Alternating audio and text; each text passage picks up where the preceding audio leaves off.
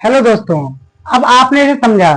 अब उसके आगे क्वेश्चन नंबर 8.1 का पहला क्वेश्चन है, ध्यान समझिएगा। लिखा है त्रिभुज ए बी सी में जिसका कोण बी समकोण है। बी समकोण है। अब ध्यान दीजिए, ए बी बराबर 24 है, बी सी बराबर 7 है। तो निम्नलिखित का मान ज्ञात करना है। बहुत ही आराम से समझिए। सबसे पहले क्या करना है आपको, एक त्रिभुज बना लो, एक समकोण त्रिभुज बना लो। बन गया समकोण त्रिभुज। अब क्या करना है, अब करना यह, देखो लिखा है जिसका कोण बी समकोण है।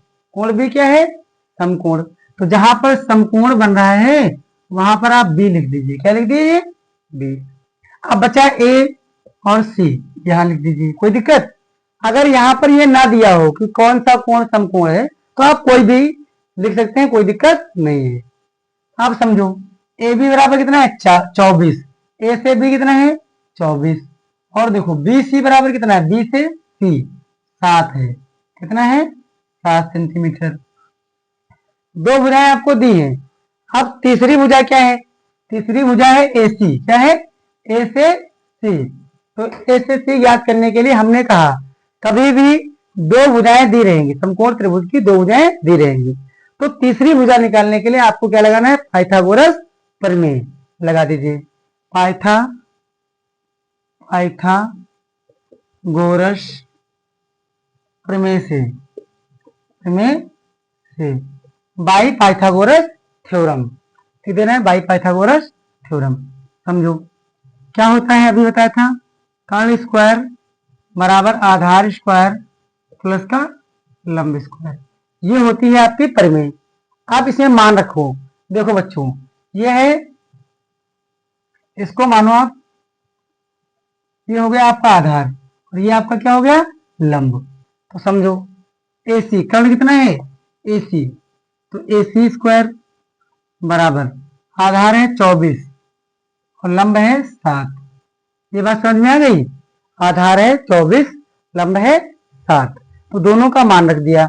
अब देखो यहाँ पर 24 का स्क्वायर कितना होता है, 24 का स्क्वायर पता करने के लिए या तो आपको याद हो 576 होता है, नहीं याद है तो 24 को 24 से क्या कर दो, गुणा कर दो।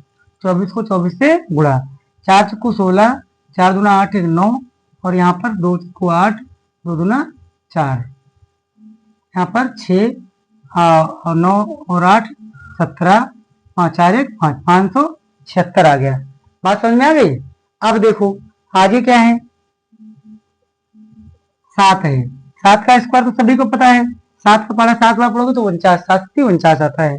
जोड़ दोनों को, 9 6 15 के 5 और 4 3 7 और 4 11, 11 1 12, 5 1 6, 625 आ गया। AC स्क्वायर कितना आ गया, 625।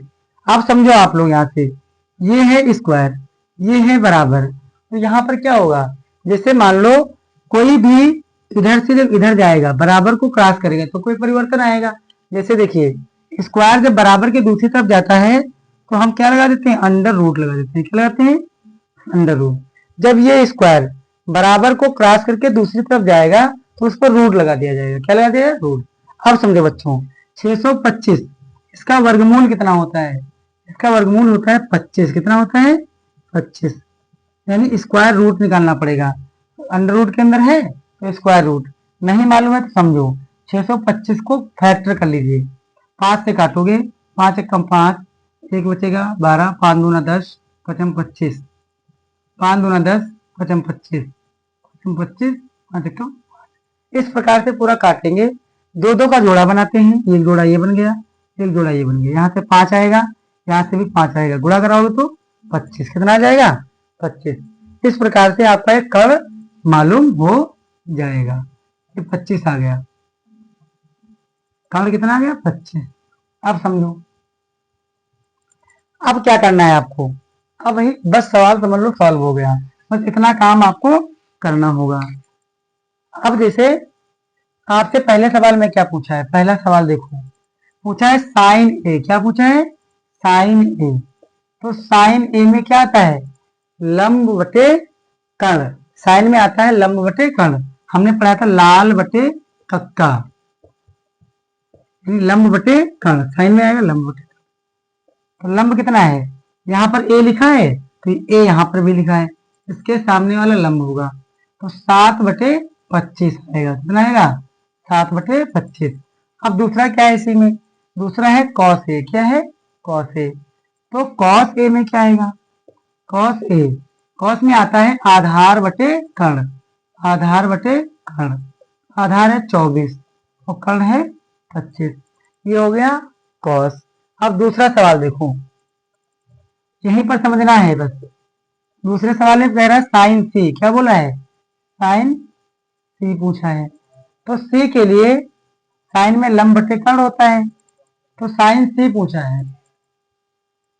तो साइन सी के लिए, साइन सी के लिए क्या करना पड़ेगा, देखो ध्यान से, ये क्या है, सी है। तो सी के लिए, सी के लिए इसके सामने क्या है, ये भुजा। तो जैसे यहाँ पर सी लेना है तो सी के सामने वाला ही कर्ण होगा। बात समझ में आ गई, यहाँ सी लोगे तो सी के सामने वाला कर्ण, सॉरी सी के सामने वाला लंब हो जाएगा। यहाँ सी लिया तो सी के सामने वाला क्या होगा, लंब। तो यहाँ पर अब ये लंब हो गया। साइन में लंब बटे कर्ण होता है, लंब कितना हो गया 24 और कर्ण हो गया 25। बात समझ में आ गई। अब देखो कॉस सी, कॉस सी, तो सी लिया है ना मैंने, तो ये हो गया लंब, तो ये हो गया आधार। तो कॉस में होता है आधार बटे कर्ण, यानी कि 7/25 आपका आंसर आ जाएगा। इस प्रकार से बहुत ही प्यारा सवाल है, कोई दिक्कत नहीं है, आराम से हल हो जाए। बस याद कर लो एक सवाल को। क्या करना है, सबसे पहले जो भी दिया होगा, मान लो अगर इस तरह दिया है तो ठीक है, एक त्रिभुज बनाएंगे, उसमें जो भुजाएं दी होंगी उनको लिख देंगे। फिर जो भुजा नहीं दी होगी उसके लिए आप पाइथागोरस प्रमेय लगाएंगे, तीसरी भुजा निकल आएगी। जब तीसरी भुजा निकल आएगी उसको हम लिख देंगे। उसके बाद जिसका भी मान पूछेगा वो हम इस सूत्रों के माध्यम से जो लिखवाया है, इन सूत्रों को लिख लिख के सीधे मान देख देख करके लिख देंगे और आंसर निकल के आ जाएगा। कोई दिक्कत है नहीं, कोई दिक्कत है तो कमेंट करिए। Thank you.